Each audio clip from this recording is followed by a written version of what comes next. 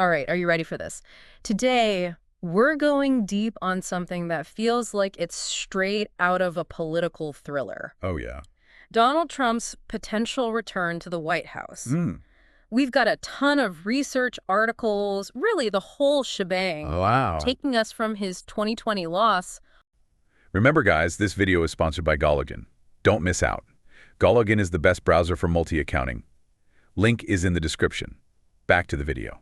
From his 2020 loss all the way to right now. Okay. With the 2024 election looming, Yeah. back in 2020. I think a lot of people thought his political career was, well, toast. Yeah, it certainly felt that way for a while. It's kind of wild how this goes way beyond just a simple win or lose thing. I think you're right. We're talking about a potential comeback that could completely change the U.S. Yeah, it's a big deal. And the sources we've got, Uh-huh. they paint a way more complex picture than just a simple comeback kid story. I agree. It's a wild ride full of twists and turns. It really is. And it all starts with the absolute chaos after the 2020 election. Oh, yeah. I mean, remember that feeling? Like that sinking feeling, the Capitol attack, Right. even people in his own cabinet? Like Betsy DeVos? Basically jumping ship. Yeah, it felt like the end. Even Lindsey Graham, Yeah. who was, basically Trump's right-hand man in the Senate. Right. He said, enough is enough. Yeah, he did, right on the Senate floor. And the media, forget about it. Oh, totally. They were writing his political obituary. They sure were. But even with, everyone writing him off, Uh-huh. Trump drops this line. He says, we will be back in some form. Yeah. And honestly, Yeah. at the time, it sounded more like wishful thinking than an actual promise. It did. But man, was he ever right. He was. It's really interesting how the Republican Party just completely flipped. Yeah. At first, there was all this, condemnation, Mm. even from within his own party. Right. But then it was Yeah. almost like a flock of birds changing direction. Mm-hmm. They all just circled back to him. They did. It's like they got over that initial shock and were like, wait, what happens to us without Trump? That's a good point. Think about it. Kevin McCarthy, Yeah. he initially criticized what Trump did, right? But then he ends up going down to Mar-a-Lago and practically pledges allegiance. Yeah, pretty much. Then you've got Mitch McConnell, Mm-hmm. who, publicly condemned Trump's role in January 6th. You did? But then when it came down to it, he refused to vote to convict him during the impeachment. Yeah. Interesting how that played out. It's like they were all afraid of him starting his own party Right. and splitting a whole Republican vote. Yeah, That fear seems like it gave him a ton of power. I think you're right. And that really says something about the power dynamics in the Republican Party. He does. Even in defeat, Uh-huh. Trump still had a huge amount of control. He did? I mean, he had and still has a massive, totally dedicated base of supporters. He does. And that base was out in full force at CPAC. Oh, yeah. The Conservative Political Action Conference, Mhm. basically the Super Bowl for Republican activists. Right. And for Trump, it was like a victory lap. Oh. He stood up there and declared, Yeah. the incredible journey we began together is far from over. And the crowd went wild. They did. It was more than just a pep rally, though. Yeah, what was it like? Well, they had a straw poll at CPAC, Okay, which is basically a way to gauge the temperature of the crowd. gotcha. And it showed that a huge majority wanted him to run again. Wow. That was a clear sign. Yeah, Trump was back in the game. he was. And he didn't waste any time either. What did he do? Rallies were back on the schedule. Fundraising emails were flooding inboxes. Oh, yeah. And then there was that iconic line Which one? at a rally in Ohio. Okay. He just looks at the crowd and says, "Do you miss me?" That's perfect. It was the perfect mix of, bravado and sentimentality. He's so good at that. He is. And it worked.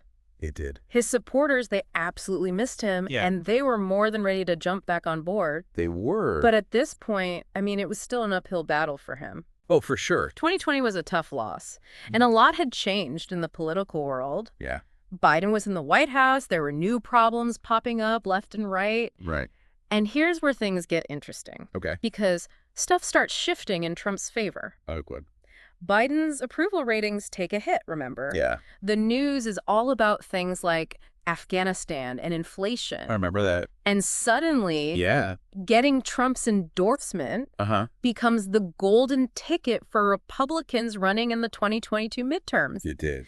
He's basically shaping the future of the party one primary at a time. He was. But the midterms themselves, Yeah. well, those were kind of a mixed bag for Trump. In what way? The Republicans won the House of Representatives, so that was a win. Uh-huh. But they didn't get control of the Senate. Okay. And then there's Ron DeSantis, who wins big in Florida. He did. And starts to look like, you know, a potential rival for Trump. That's right. But even with these mixed results, Yeah. just weeks after the midterms, Trump throws his hat back in the ring. He does. Announces his 2024 campaign. Wow. It seemed a little early to some folks. It did. Especially given how the Republicans did in the midterms. Right. From the outside, it looked pretty risky. Yeah, I agree. But here's the thing. Right. According to our sources, behind the scenes, Trump was already putting together a team of real pros. Really? This wasn't just a spur-of-the-moment thing. Right. There was a strategy in place. Wow. And then comes a twist that I don't think anyone saw coming. What was that? A whole bunch of indictments against Trump. Oh, right. It starts with the FBI searching Mar-a-Lago, and it just snowballs from there. Yeah. You'd think that would completely derail any political ambitions. Logically, yes. But in this case, it actually did the opposite. Oh, yeah. Instead of weakening him, the indictments just fired up his base. It was almost like it reinforced this idea that he was being targeted by, you know, the deep state or the establishment. I see. For a lot of Republican voters, especially in places like Iowa, Right. these legal challenges, they didn't see them as legitimate. They didn't? Nope, they saw it as a political witch hunt. Oh. We've even got quotes from folks in Iowa saying things like, they're just trying to set him up. Wow. It just made that us versus them mentality, Right. the one that Trump totally thrives on, even stronger. Right. He becomes like the ultimate outsider, Really? the guy fighting the corrupt system. Yeah. And that story really worked for his supporters. It did. What happened next? Well, he was dominating the polls. Okay. He skipped all the debates. Wow. And eventually he forced DeSantis out of the race. He did. Yeah. Think about that. I know. He secured the Republican nomination for the third time in a row. Yeah. Just a few years after that huge loss in 2020. That's pretty amazing. It really shows how resilient he is politically. It does. His ability to connect with that very specific group of American voters. Right. And honestly, a little bit of luck probably helped too. Probably. It's a comeback story that I don't think anybody could have predicted. Except maybe Trump himself, right? Yeah, maybe. But the story doesn't end there. It doesn't. No. Because even though the indictments might have helped him politically, they also led to some serious legal battles. Oh. Which actually ended with him getting convicted of a felony in that hush money case. Wow.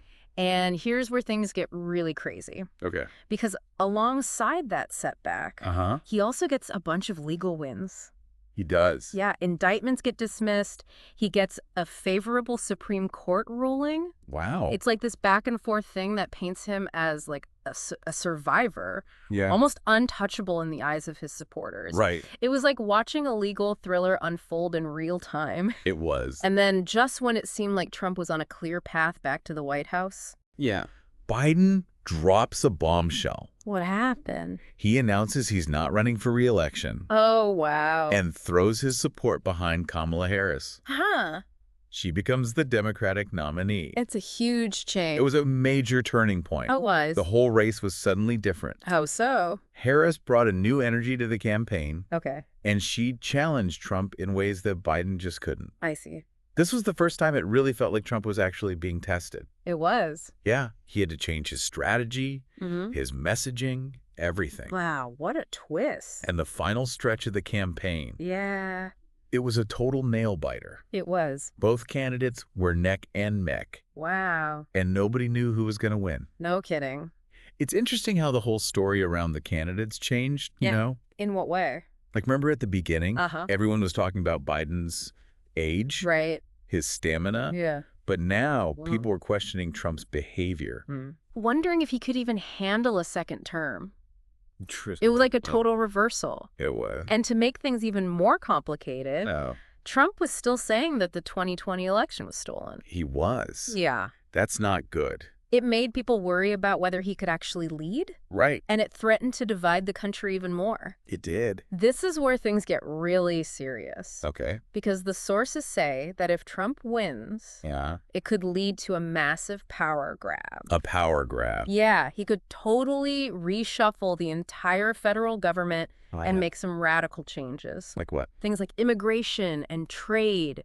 And the reactions to this, they're totally different depending on who you talk to. I bet. Democrats are terrified of what another Trump presidency would mean. Yeah, And Republicans are cheering him on. of course. The sources really paint a picture of just how divided things are. They do. It basically comes down to this. A Trump win could mean a total reorientation of the Republican Party. Wow. And possibly some lasting changes to how America is governed. That's huge. I'm honestly blown away by how this whole thing is unfolded. Me too. It's been a roller coaster from the very beginning. It has. And it's not even over yet. Nope. It makes you wonder, what does all of this say about American politics? That's a good question. What are the long-term consequences of Trump's influence? Yeah, what happens regardless of who wins? Those are some really heavy questions. Yeah. It really highlights how much is riding on this election. It does. I feel like we're all on the edge of our seats waiting to see how it ends. I know, right? It really is a pivotal moment in American history. It is. And to understand what a second Trump term could actually look like, Yeah, we need to go back to his first. we do. Because his first term, Yeah.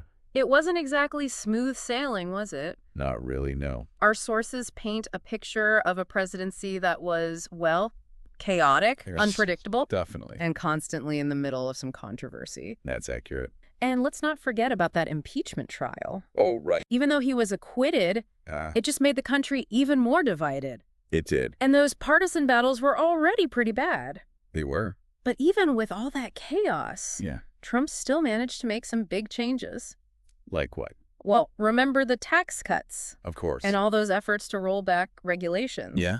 And he appointed a lot of conservative judges to the federal courts. That's right. Those were definitely big moves that changed the political landscape. They were. So when we're talking about a potential second term, Yeah. are we talking about those same kinds of changes, but Right. like on steroids? It's possible. It's something that both excites and worries people, you know? I know. Some of our sources say a second Trump term could be even bigger. More transformative. Yeah, and that a more experienced, maybe even more emboldened Trump would be in charge. But- I've got to admit, that's a little scary. I understand. He's already talking about wanting to overhaul the entire federal bureaucracy, Right. which sounds pretty intense. It does. What does that even mean? Well, Trump has said that he wants to replace a lot of the career government workers. Like the people who actually run the government? Yeah, with people who are loyal to him. And that raises some concerns about whether those people would actually be qualified. Right. And whether that would make the government less stable?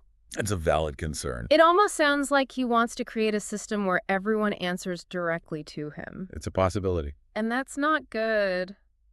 Not really. It sounds like a recipe for disaster. It could be. And then there's immigration, which was a big issue for him during his first term. It was. He was really tough on it, remember? Yeah, the border wall, the travel bans, the family separations. Yeah, those are some really controversial policies. They were? And the sources say he could bring them back.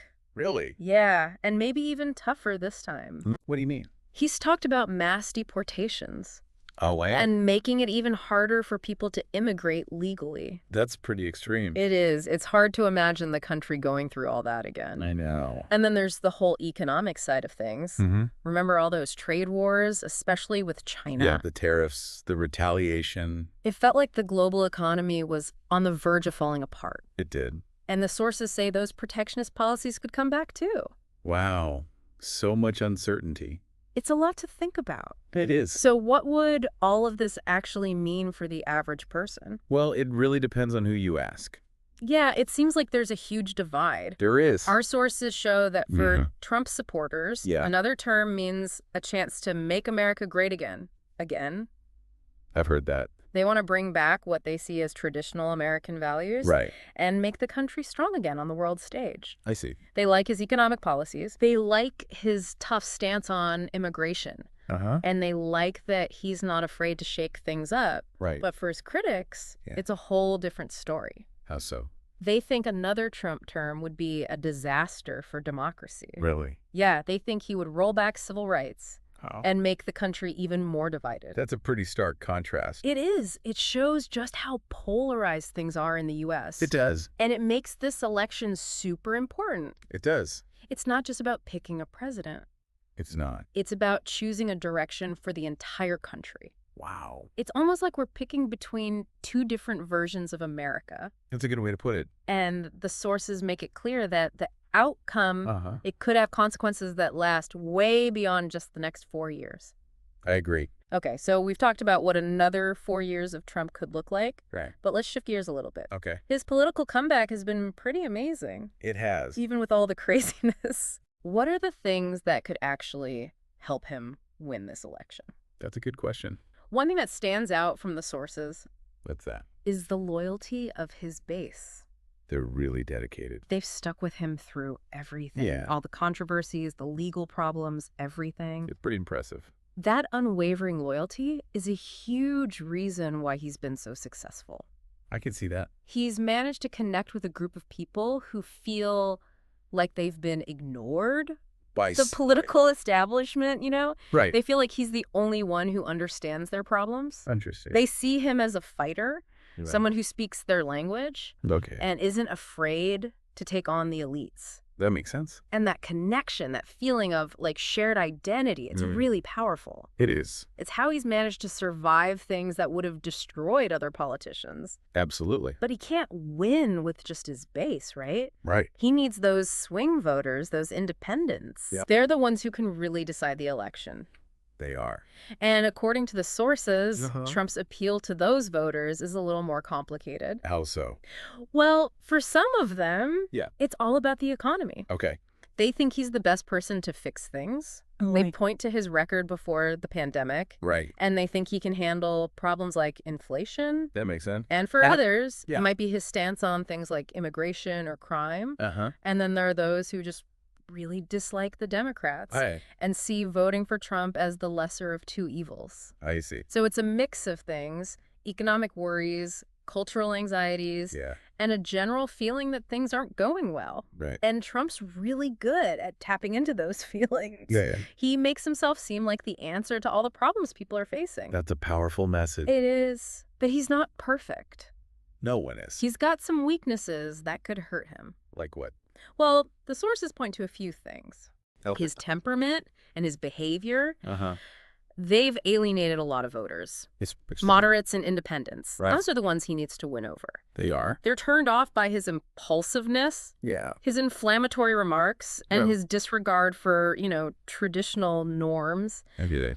And then there's the constant drama. After travel. All the controversy and scandals that follow him everywhere. Oh, right. The legal battles, the impeachment, the accusations. Yeah. It creates this image of chaos and instability. It does. And that's not good for voters who are looking for a steady hand. They want someone they can trust. Exactly. And don't forget, he lost the popular vote both times he ran for president. That's true. That suggests there's a limit to how many people will actually vote for him. There might be. So he's walking a really fine line here. He is? He needs to keep his base happy, Uh-huh. but also appeal to a wider range of voters. That's a tough balance. Yeah, it is. It's going to be interesting to see if he can pull it off. It will? It really shows how complex American politics can be. It does. Speaking of complex, let's talk about Kamala Harris for a minute. Yeah? She's been kind of a mystery in this race. She has. On the one hand, Yeah. she's making history. How so? She's the first woman of color to be a major party's presidential nominee. That's right. It's a huge moment, It is. and it's energized a lot of voters, Like, especially women and minorities. I can see that. Our sources highlight how well she connects with those groups She does. in a way that Biden just didn't. Right. She brings a whole different perspective to the race. She does. But she's also facing some challenges. What kind of challenges? She's relatively inexperienced on the national stage. Okay. And she's had trouble defining her message. What do you mean? Like, she hasn't really articulated a clear vision that resonates with a lot of people. Mm, And she's being criticized from both sides. really? Yeah, progressives say she's too moderate, Okay. and conservatives say she's a radical leftist. Wow. It's like she can't win. It's a tough spot. It is. Mm. But she has had some good moments on the campaign trail. Like what? She's a really good speaker, She is. and she's given some powerful speeches, That's good. and she's not afraid to take on Trump. No, she's not. She directly challenges his rhetoric and his policies. I've noticed that. That kind of toughness is important in this race. It is. So it's kind of a mixed bag with her, Yeah, but there's no doubt that she's a strong opponent. I agree. Okay, so we've talked about Trump. We've talked about Harris. Yeah. We've talked about what their policies could mean. Right. And we've talked about how crazy this race is. It's been a lot. It has. Yeah. And it shows just how important this election is. It does. The outcome is still up in the air. It is. So, as we head into the final stretch, Yeah. what are the key things to look out for? That's a good question. What could decide who wins? Well, one thing that's always crucial is voter turnout, Both candidates need to make sure their supporters actually go out and vote. especially in those battleground states Typically. like Pennsylvania, Michigan, Wisconsin. Right, those states that were so close last time. Yeah, those are the ones to watch. They are, We can expect both campaigns to put a ton of effort into those states, for sure. trying to get every single vote they can. It's going to be a battle. It is. And the economy always plays a big role, too. Does. If people are feeling good about their finances, Uh-huh. it usually helps the incumbent party. Right. But if there's a lot of economic anxiety, Yeah, that could help Trump. it could. Remember how that helped him in 2016? I do. A lot of voters felt like they were being left behind, Uh-huh. and Trump promised to bring back jobs and fix the economy. And that message resonated with people, It did. And those same anxieties could come back this time. especially if people are worried about inflation and the cost of living. Exactly. And then there's always the wild card, Well. unexpected events. Oh, right. It seems like there's always something, Like what? a natural disaster, a terrorist attack, some kind of crisis. Yeah, you never know what's going to happen. And those things can really shake things up. They can. They can change public opinion, Right. shift the momentum of the race, Right. and even swing the whole election. It's true. So it's a really volatile situation. It is.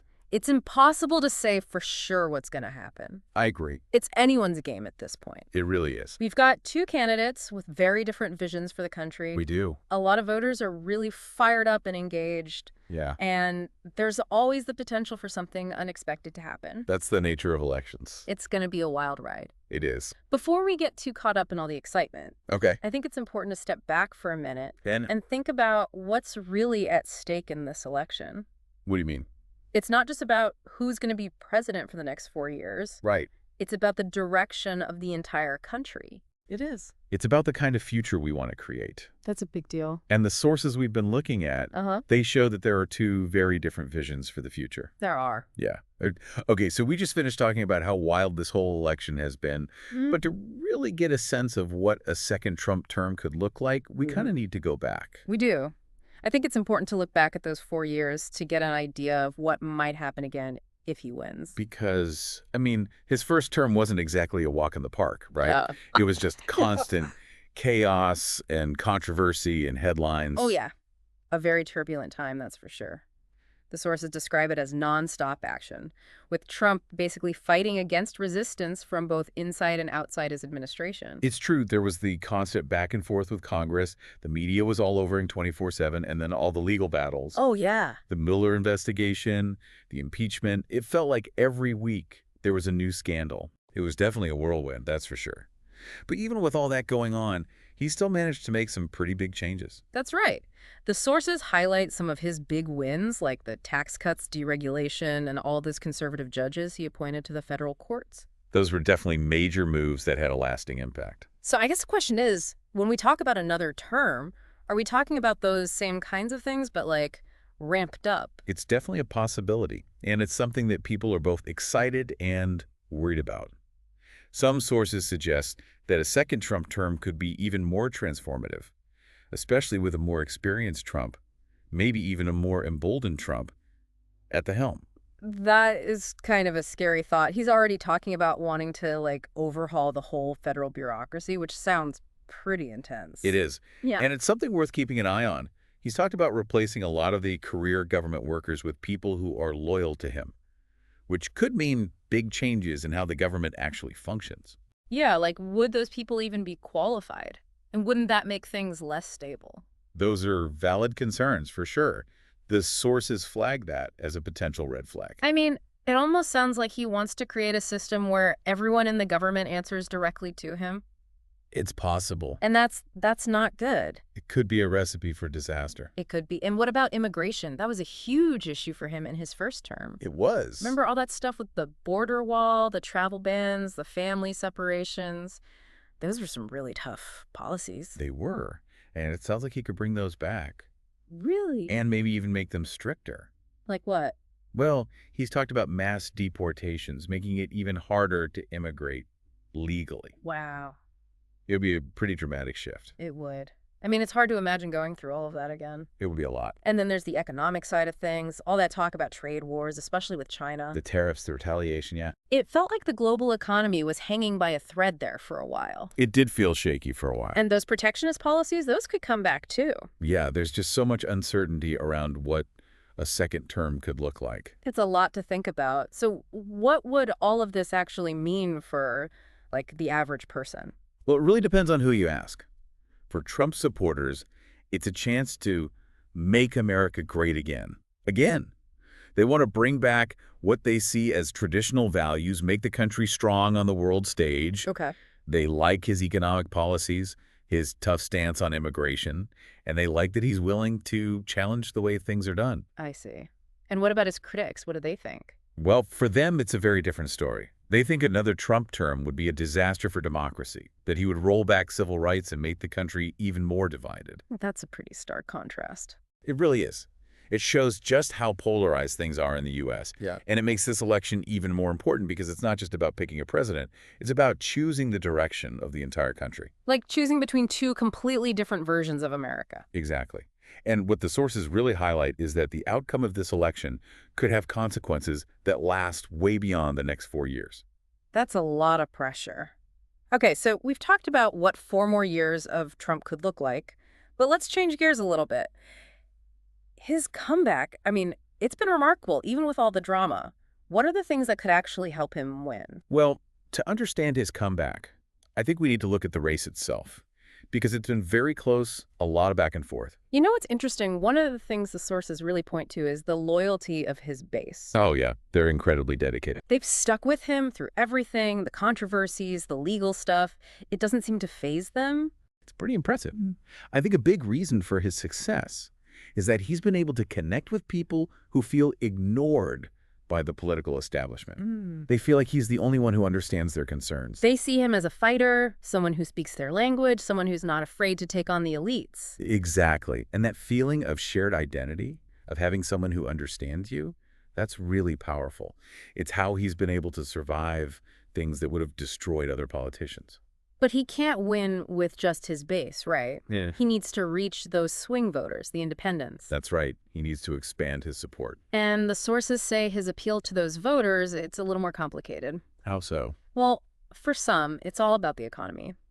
They believe he can handle things better than anyone else, especially given what things were like before the pandemic. Right. Some might like his tough-on-crime approach or his stance on immigration. It's a mix of things. And some people, they just really dislike the Democrats and see voting for Trump as the lesser of two evils. I see. So it's about the economy, cultural anxieties, and just a general sense that things aren't going well. And Trump is really good at tapping into those feelings. He makes himself seem like the answer to their problems. He's very good at that. But even with all that, I mean, he's not perfect. He has weaknesses, things that could hurt his chances. Of course. Everyone has weaknesses. And the sources point out a few things, like his temperament and his behavior. They've put off a lot of voters. Yeah, especially moderates and independents. Those are the voters he needs to win over. They don't like his impulsiveness, his inflammatory comments, his disregard for how things are usually done. It can be off-putting to some people. And then there's the constant drama that follows him, the controversies, the scandals, Oh, right. all the legal stuff, the impeachment, the accusations. It makes him seem chaotic and unstable. That's not what you want in a leader. And on top of all that, he lost the popular vote both times he ran for president. That's true. That suggests that there's a limit to how many people will actually vote for him. It's possible he's hit a ceiling with his support. So he's got a tough job ahead of him. He needs to keep his base happy while also trying to appeal to a broader range of voters. It's a difficult balancing act. It really is. It'll be interesting to see if he can pull it off. It will. It's fascinating how complex American politics can be. Speaking of fascinating, can we talk about Kamala Harris for a minute? Sure. She's been kind of a mystery in this whole thing. She has. She's making history, being the first woman of color to be a major party's presidential nominee. That's right. It's a historic moment. And it's definitely energized a lot of voters, especially women and minorities. I can see that. The sources really point to her ability to connect with those groups in a way that Biden just couldn't. She brings a different perspective, a different energy to the race, She does. but she's also facing some challenges. She's not as experienced on the national stage as some people would like, Okay. and she's had some trouble really defining her message. Like she hasn't been able to clearly articulate what she stands for. Yeah, and she's being criticized by both sides. What do you mean? Like, progressives say she's not progressive enough, and conservatives say she's too radical. Wow, that's a tough spot to be in. It is. But, to be fair, she's also had some really good moments on the campaign trail. Look what. She's a really gifted speaker, and she's given some really powerful speeches. That's important in a campaign. It is. And she's not afraid to go up against Trump. She challenges him directly, his words, his policies. That takes courage. It does. So yeah, it's kind of a mixed bag with her, but there's no doubt she's a strong opponent. I agree. She adds another layer of complexity to an already fascinating election. Okay, so we've talked about Trump, we've talked about Harris, we've talked about what their policies might mean, and just how crazy this whole race has been. It's been a lot to cover. It really has. And I think what it all boils down to is that this is a really important election. It is. The stakes are incredibly high. So as we head into these last few weeks, what are the things to watch for? I think voter turnout is going to be key. Both candidates need to make sure their supporters actually show up and vote, especially in those Yeah. battleground states. You're talking about places like Pennsylvania, Michigan, Wisconsin, those states that were so close last time. Exactly. Those are the states that could decide the election, and both campaigns are going to be fighting tooth and nail for every single vote, It sounds intense. And then there's the economy. which is always a big factor in elections. If people are feeling good about their finances, it usually helps the incumbent party. But if people are feeling anxious about the economy, that could benefit Trump. That's right. Remember, in 2016, a lot of voters felt like they were struggling, like the system wasn't working for them. And Trump promised to bring back jobs to shake things up. And that message resonated with a lot of people. It did. And those same feelings could be at play this time around, especially with inflation being such a big concern. And then there's always the possibility of something unexpected happening. Oh, yeah. The wild card. Like a natural disaster, a terrorist attack, some other kind of crisis that could completely change the course of the election. Those things are impossible to predict, but they can definitely have a huge impact. So it's a really volatile situation. It's anyone's game at this point. It really is. We've got two candidates with very different visions for the country, a highly engaged electorate, and the potential for unexpected events to throw everything into chaos. It sounds like it's going to be a pretty wild ride. Buckle up, because the next few weeks are going to be fascinating. I think you're right. But before we get too far ahead of ourselves, let's take a step back and think about what's really at stake in this election. It's not just about who sits in the Oval Office for the next 4 years. It's about the direction of the country, the kind of future we want to create for ourselves and for future generations. It's about our values, our priorities, the kind of society we want to live in. The sources we've been looking at, they make it clear that there are two very different visions for the future at play here. It's almost like looking at things through two different lenses. What do you mean? Well, on one side, you have Trump's vision of America, a strong, assertive America that focuses on its own interests, that's less involved in global affairs. An America First approach. Exactly. And that resonates with people who feel like America has lost its way, that it's been weakened by globalism, by immigration, by what they see as political correctness. They want to go back to a time when America was more dominant, more self-reliant. I see. And they see Trump as the person who can make that happen. He's a strong leader. He's not afraid to shake things up. He's willing to put America first, even if it means ruffling some feathers along the way. And what about the other side? What's their vision? Well, on the other side, you have Harris's vision of America, a more inclusive, more equitable America that's engaged with the world and committed to tackling global challenges like climate change. It's a more collaborative approach. It is. And it appeals to people who believe in the power of diversity, who think that America should be a leader in addressing global issues, who believe in working together to solve problems. They see Harris as a unifier, someone who can heal the divisions in the country and bring people together. So it's a really stark contrast. Two very different paths for the country. It is. And it's a choice that voters have to make based on their own values, their own beliefs about what kind of country they want to live in. It's a choice about the kind of world we want to leave for future generations. And that's what makes this election so important. It's not just about personalities, it's about fundamental choices, about the kind of society we want to build. It's a reminder that elections are about much more than just casting a ballot. They're about engaging in a conversation about our values, about our future. Okay, so we've talked about those competing visions, those different paths for the country, but how do those visions translate into actual policies? What are some of the specific things that Trump and Harris are proposing, and what could the impact of those policies be? Well, let's start with the economy, because that's always a top concern for voters. It is. And it seems like Trump is sticking with his familiar playbook: tax cuts, deregulation, and a focus on American manufacturing. Is that right? That's right.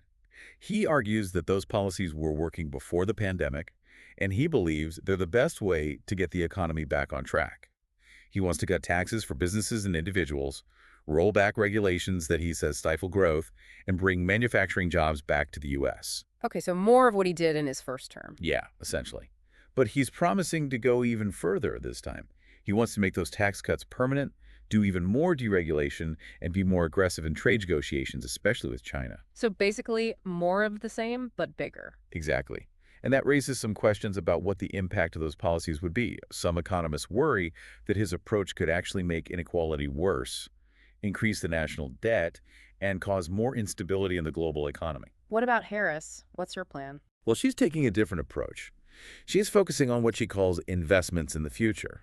She wants to invest heavily in renewable energy, infrastructure, education, job training programs, things that she says will create jobs and make the economy more sustainable in the long run. And how does she plan to pay for all of that?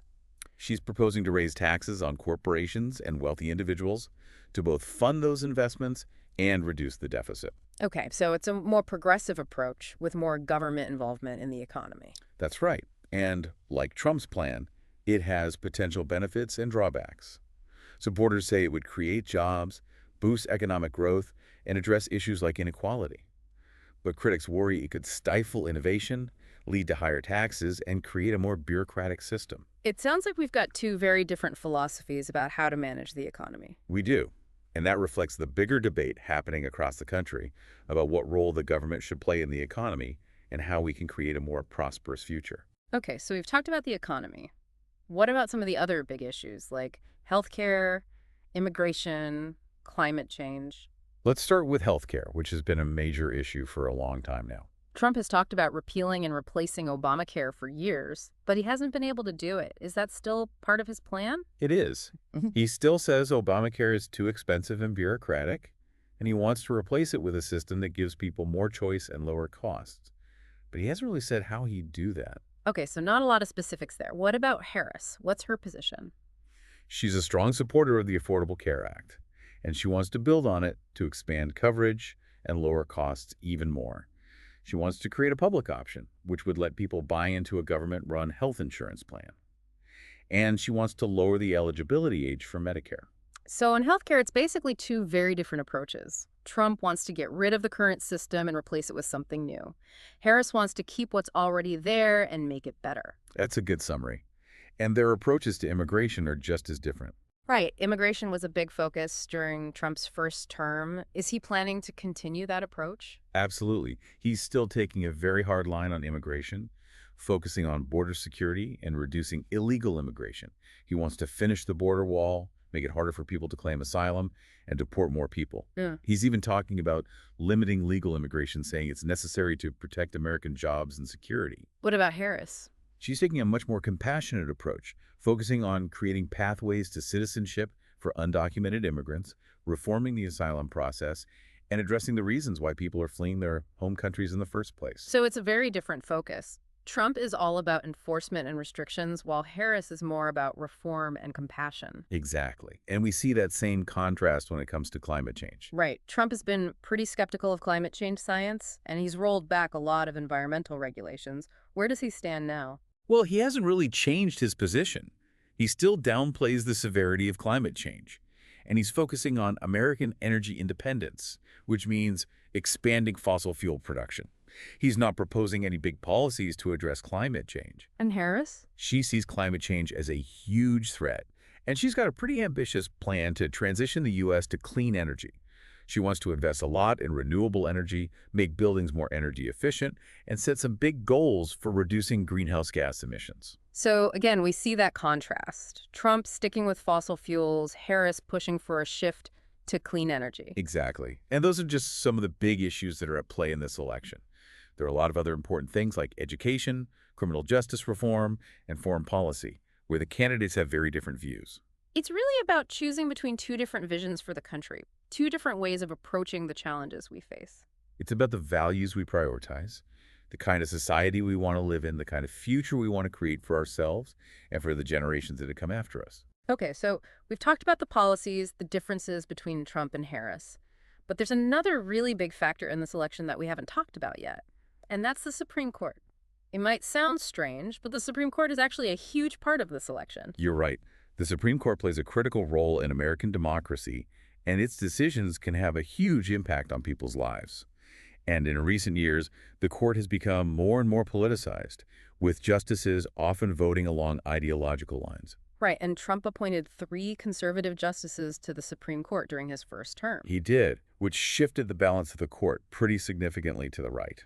And we've already seen the impact of that, right, on things like abortion, gun control, voting rights. Absolutely. Those decisions have been really consequential, and they've sparked a lot of debate and division across the country.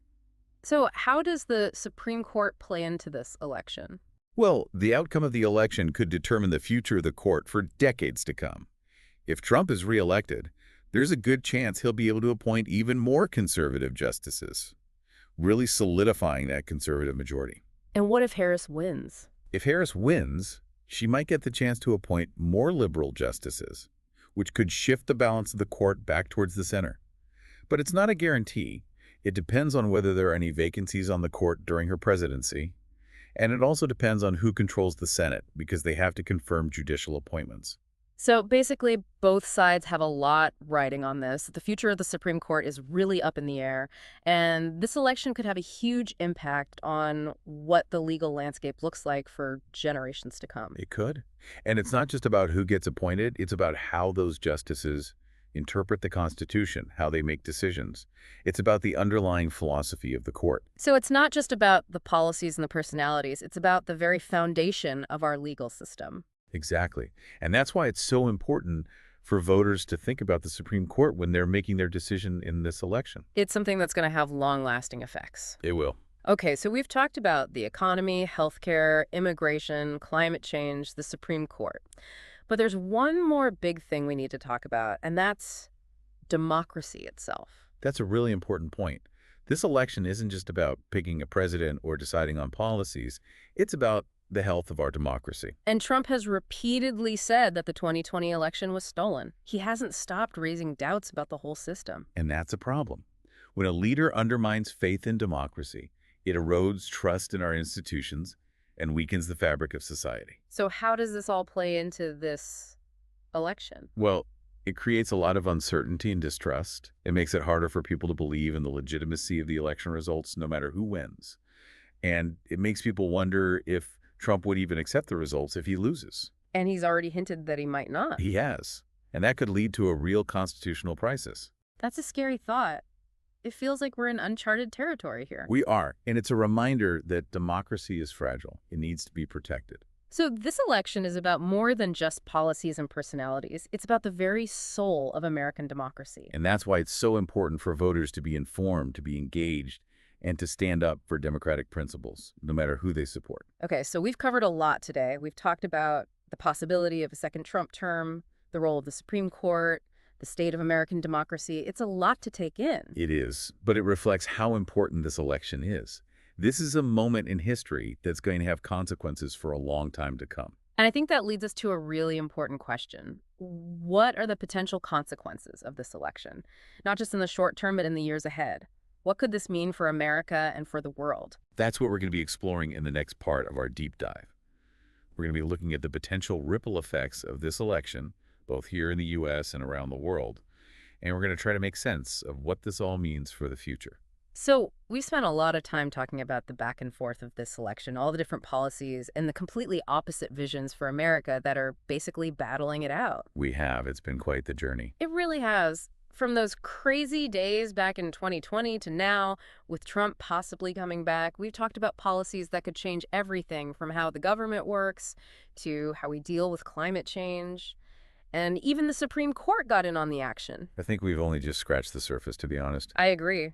But I think it's time for the big question. Okay, what's that? What happens next? What are the consequences of this election, not just in the next few weeks, but years down the road? What could this mean for America? That's the question everyone's asking. And the truth is, there are a lot of possible answers. It's complicated, but let's try to break it down. Okay, how do we do that? Well, first, I think we need to look at how this is going to affect American society. Yeah, we've already talked about how divided the country is, and it feels like this election has just made things worse. It has. No matter who wins, it's probably going to get even more intense. The sources we've looked at, they suggest more social unrest, maybe even political violence. And people might lose even more trust in the government, the media, all of it. So basically, get ready for a bumpy ride no matter what. Pretty much. And it's not just about what happens inside the U.S. This election, it's got huge global implications too. The whole world is watching, aren't they? They are. And they want to know what role America's going to play in the world going forward. Trump's whole America First thing, with less global involvement and more focus on protectionism, it hasn't exactly made him a lot of friends internationally. No, it hasn't. And the sources suggest that if he's elected again, we could see America pull back even further from the world stage. What would that look like? Think about things like NATO, those are important alliances, and trade agreements, those would be completely overturned. And what about all those authoritarian leaders around the world? That's another concern. They might feel emboldened if Trump wins, seeing him as someone who supports their style of leadership. So what about if Harris wins? What would that mean for America's role in the world? She's seen as someone who would work more closely with other countries, focusing on diplomacy and finding common ground. Okay, so more cooperation. Yeah, and her focus on climate change could make America a leader in that area, encouraging other countries to take action. So it's not just about who leads America, it's about what kind of world we want to live in. A world where America is more isolated, or one where it's working with others to solve big problems. You got it. The consequences of this election, they reach far beyond America's borders. They could change how global power works, how countries cooperate with each other, and even what happens with things like climate change, trade, and security. It's a lot to think about. It feels like the whole world is at a crossroads, and America is holding the map. It's definitely a pivotal moment. And it's not just about Americans, it's about people all over the world being informed and engaged in the political process. Because decisions made in Washington, they affect everyone. I feel like we've just taken a deep dive into the deep end. We have. But I think we've managed to unpack a lot of this. We've followed Trump's journey from losing to possibly winning again, looked at what all those different policies could mean, and even talked about how this election could change society and the world. It's been a whirlwind of information, but hopefully it's helped our listeners understand just how important this election is. I think more than anything, it's shown just how crucial this moment is for everyone, not just America, but the whole world. The decisions we make now will have consequences for a very long time. Absolutely. And it's a reminder that the future isn't set in stone. We create it with our actions, the choices we make, and how we participate in the political process. So to all our listeners out there, no matter what your views are or who you're voting for, make your voice heard. Stay informed, stay engaged, and help create the future you want to see. And remember to be open-minded. Try to understand where other people are coming from and be willing to listen to different perspectives. The problems we're facing, they need us to work together and find solutions. Well said. Thanks for helping us navigate this crazy and fascinating 2024 election. It's been my pleasure. And to everyone listening, thanks for joining us on this deep dive. We'll be back soon to explore even more of the issues that matter.